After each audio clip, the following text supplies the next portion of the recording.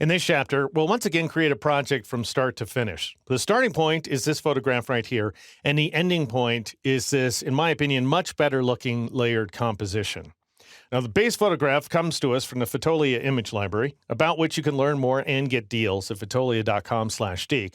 At first, you might think, well, this seems like a poor reflection on the library, but in fact, I love it when photographers leave their images untouched, especially if they have any concerns about their post-processing skills, because after all, what we have here is a great composition. We've got these beautiful models here, and it gives us an opportunity to sharpen our retouching skills.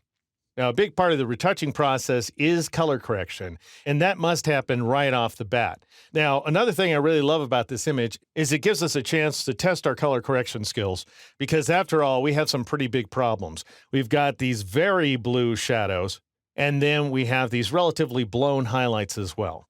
Fortunately, these problems are easily solved in Photoshop. So the first thing I'm going to do is go up to the window menu and choose the adjustments command.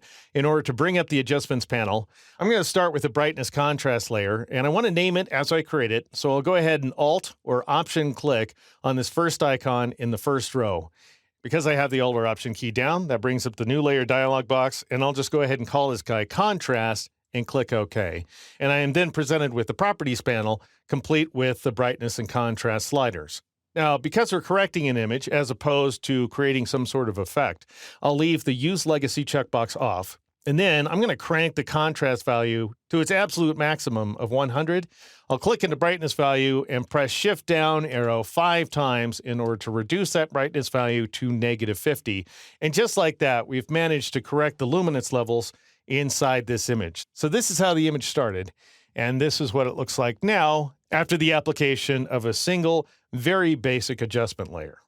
All right, now we need to get rid of the blues inside those shadows, and I'm going to do that using a hue saturation layer. So I'll start by once again bringing up the adjustments panel, which I can do by clicking on this black and white circle in this column of icons, and then I'll Alt or Option click on the first icon in the second row, and that once again brings up the new layer dialog box, and I'm going to call this layer D-Blue, and then click OK. And now I'll select that targeted adjustment tool in the upper left corner of the properties panel, and I'll go ahead and drag in this blue area of hair down here. I'll drag to the left in order to reduce the saturation value for the blues only. So you can see here inside the properties panel that Photoshop automatically switched me from master to blues, and in the end, I took that saturation value down to -40.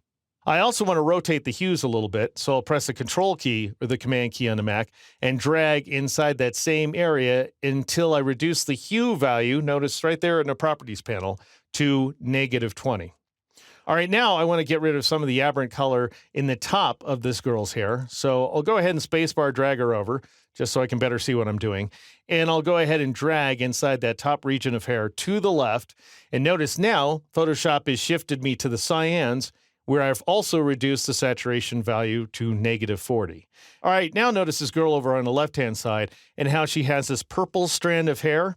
I'm going to get rid of that by dragging in that region, and that will automatically switch me to the magentas, as you can see there inside the properties panel, at which point I'll take the saturation value down to -50, like so, and then I'll go ahead and hide the properties panel so I can see the entire image.